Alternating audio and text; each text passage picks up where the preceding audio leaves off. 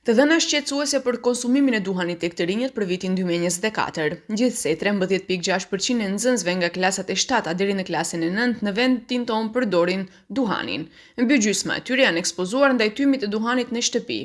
Anketa përfshin nxënës 13 deri në 15 vjeç dhe është realizuar në 75 shkolla dhe janë përfshirë afro 4.700 nxënës.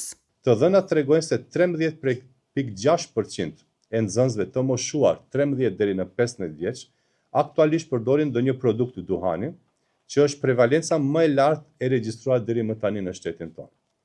Gjithsej 9% e tyre përdorin cigare elektronike, që paraqet më shumë se 2 fishi krahasuar me vitin 2016. Veçanërisht, shqetësuese janë të dhënat që tregojnë se 57% e të rinjve kanë qenë të ekspozuar ndaj tymit të duhanit në shtëpi, ndërsa 55.4% kanë qenë të ekspozuar ndaj tymit në hapësira të mbyllura publike.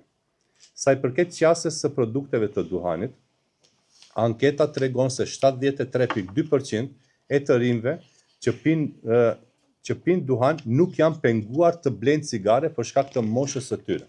Përpunuesit e ulumtimit thonë se shifrat janë shqetësuese dhe për keqardhje.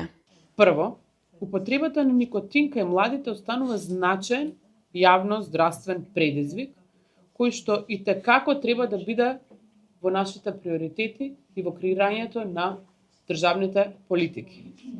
Второ, никотинските производи земаат се поголем замав и ја менуваат сликата на зависности кај адолесцентите.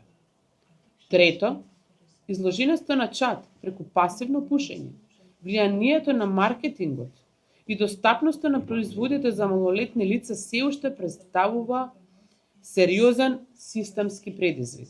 Aki Mali, përfaqësuesi i OBSH-s dhe shefi i zyrës së saj në vend, theksoi rëndësinë e ligjit për mbrojtje nga duhanpirja i cili mbron veçanërisht fëmijët, gratë shtatzëna të moshuarit dhe punëtorët. Ai nënvizoi se një ligj i tillë zvoglon pranimin në spitale rastet e goditjeve në tru dhe vdekjet nga smundjet kardiovaskulare, ndërsa krijon hapësirë për më shumë frekuentime të ambienteve pa duhan dhe përfitime për industrinë e shërbimeve.